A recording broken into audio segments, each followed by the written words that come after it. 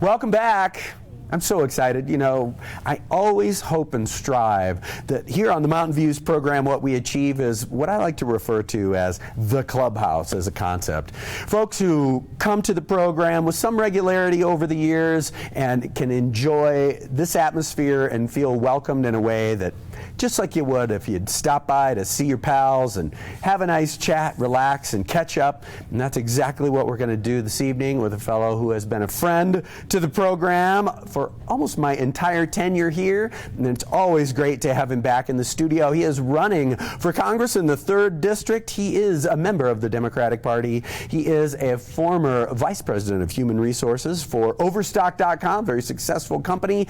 This is my pal, Stephen Tryon. How are you, man? Great. Thanks Good to see you, man. Always my pleasure. How you doing? Awesome. Good. Awesome. It's a great year, and you know, we get to indulge in the process that makes our republic so great. We Indeed. get to elect people to represent us, and I tell people I'm immensely honored and privileged to be the Democratic candidate running for Congress in the 3rd District.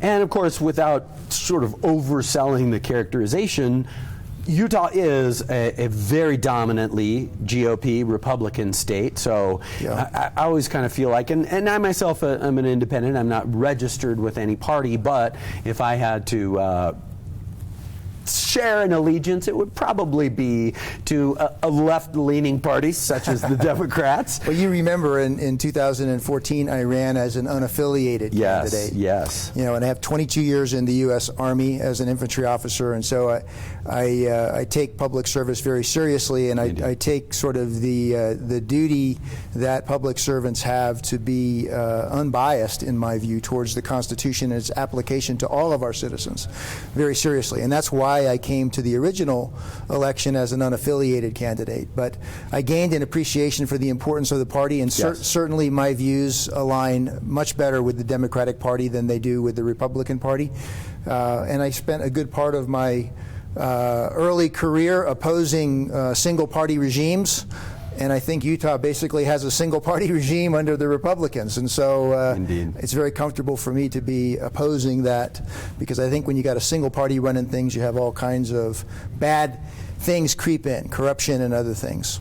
And of course, with respect to the Democratic primary in the presidential season, you know, I've heard a lot of people talk about Bernie Sanders and how, you know, maybe it's a symbolic campaign in terms of his opposing Hillary Clinton and trying to push her agenda in the direction of the issues and the positions that he espouses and that he supports. And I guess I just have a hard time. Maybe I'm not made for politics and kind of some of the subterfuge that does come with it, but I feel like it's crucial and important that, as you say, we have really a true and open dialogue, and to that extent, I'm of course very pleased to see that you're once again in with a chance, with your hat in the ring, and of course, from a practical standpoint, it is an important thing, is it not? And I'm curious to hear a little bit more about your take on that importance of party affiliation, and to say, in this case,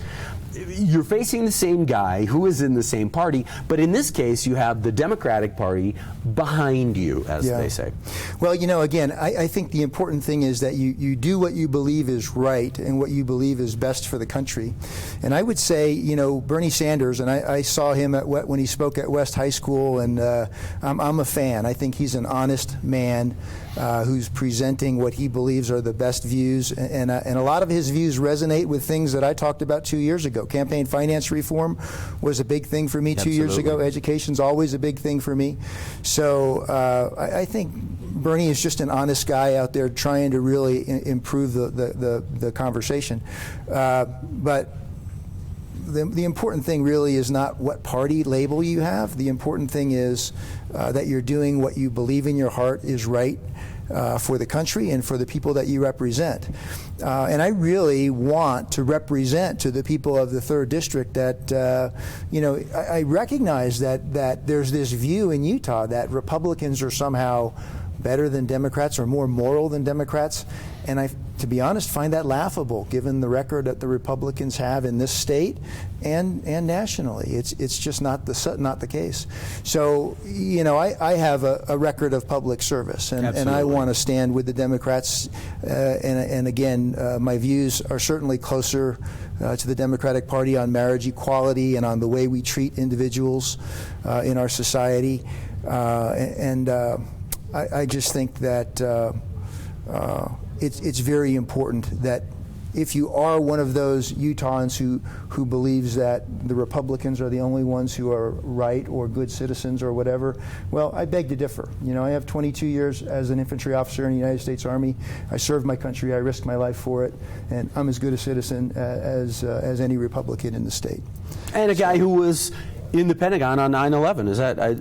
Actually, I was on Capitol Hill on 9/11. I was in a meeting with the chairman of the Joint Chiefs of Staff and Senator Cleland when that happened, which is a whole other story. Of course. We've got miles to go today. That's right. We've got a lot to talk about. But I do have to add an anecdote to that, and that is that one of my best friends is a staunch Republican, and it hasn't gotten in the way of our friendship, which I've always been very gratified by. But one of the terms that we always use is electability in our conversations when talking about candidates from both sides of the aisle, and it feels to me like that is a comforting thing for the process in this particular case with respect to, as you've said, your record of public service is something that clearly demonstrates that you love our country and that you've been willing to make sacrifices for it. And to me, I can't imagine a better way in which to show with your record, with your indications of service to this country, that you're a guy who, when you put your mind to it, has a great deal to offer this country, and certainly in this case, the 3rd Congressional District. Absolutely. I would not be running if I didn't feel that I could make things better, and not just for a few people in the 3rd District, which is what I think our current system is doing. It's taking care of just the extreme right of the Republican Party, and I think we can do a lot better, and that's what I would seek to do, you know, if and when I'm elected to serve in Congress. I think I'm capable, competent, and I certainly will be an honest representative of all of the people of the 3rd District. In good conscience, even all those staunch Republicans. Absolutely. Good to hear. Well, let's get after the issues, because you've got some visual aids for us, as they like to say. And I'm kind of a wonky guy, so the fact that you've got, you got a whiteboard happening and some graphs and stuff, well, I like it. You know that last time I talked about the American dream, and for me the American dream is the foundation of everything. We need to protect and preserve the American dream. I think it has atrophied. It's not as strong a promise as it perhaps once was, and I think we need to restore that, and we'll talk about that in a little bit. I'm still a balanced budget guy. I came out pretty strong for a balanced budget in the last campaign, and I still am a big believer that we need campaign finance reform in a very serious way. But my top 3, and the 3 that I want to talk about here with you today, are education, economy, and environment. And education, I think, is very, very important because it really is essential to all of the elements of national power, and it's essential to the American dream. You know, and it's an area where I agree with Bernie Sanders. You know, it's very interesting if you take all of the information that was recorded from the dawn of time all the way up through 2002. It's an enormous amount when you translate that into bytes, which is the way we talk in the information age, right? Ones and zeros. So, but we're now creating that same amount of information every 2 days. And the source for that number and for that quotation is a book by a fellow named Eli Pariser called The Filter Bubble. And it's a book I recommend everybody read. But the point there is there's so much information that we're creating. Imagine that. From the beginning of time all the way through 2002, we created X number, a very big number, of bytes of information. And now we're doing that every 2 days. So if there's that much more information out there, why are we still educating people the way we were 100 years ago with the same 12-year process? And I think Bernie's right. You know, it's shameful that only 28% of Americans have a 4-year college degree. and the percentage only goes up to 38% if you include 38%. Or excuse me, it goes up to 38% if you include the 2-year degree, folks. So we ought to do better than that. If we're going to compete globally, we have to do a better job of educating our populace. The government doesn't have to pay for all of that. You know, you said I was the vice president of human resources at Overstock.com. I designed a program at Overstock where we had our employees educated, and they were getting credits from 5 colleges and universities while they were working through what we called O University, which was our online campus. Businesses can play a part in paying for this. They should. They're the ones that are going to benefit from the better trained people. So I guess if I can just set this one down for a second. Sure, of course. My final stab on why education is my top priority. All that information coming at us, we tend to think that what we see is true. What comes at us is true. Yes. And one of the most important things you get from an education, I think, is the understanding that you can't take information at face value. You know, on January 8th, as it happened, I was leaving Salt Lake City to fly to Chicago. And I woke up in the morning, as I do, and I got the Wall Street Journal off of my front lawn. And the Wall Street Journal that I got looked like this. And it had the headline, "China drags down markets," and this very sexy graph and picture. And then I went to the airport, I got on the plane, and I flew to Chicago. I flew from a red state to a blue state. And a very strongly blue state. Well, I got off the airplane, and I'm, bebopping towards my bags as I do, and I took a look at the newsstand, and I see the Wall Street Journal with the same sexy graph, but I thought, whoa, it's a different headline. And so I had to go buy it, of course, but it's a different headline. Okay? So in Utah, in red state Utah, we get told that China is dragging down the markets. In blue state Chicago, they're told China's woes reverberate. Much softer headline. Made me read the article, and the article's actually different as well. There's different content. And I have to say, this is such a stark example.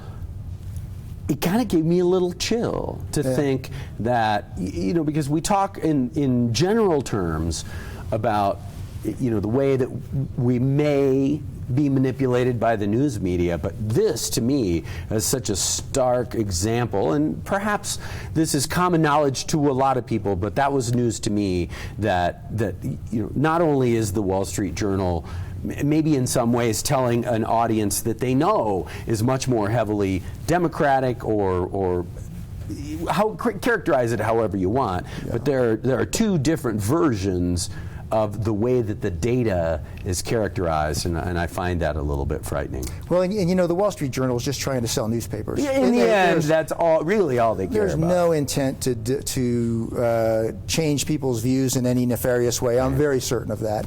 I think they're trying to sell newspapers, but the marketing team tells them that, hey, you sell more newspapers in Salt Lake City with a little bit of a harder headline, you sell more newspapers in Chicago with a little bit of a softer headline. Switch them up. And so that reinforces our biases, and that happens over and over again. And this is a very gentle example. That filter bubble was personalized based on what you buy, where you go, what kind of car you drive, where you click on the internet. Right. It's a very personalized experience.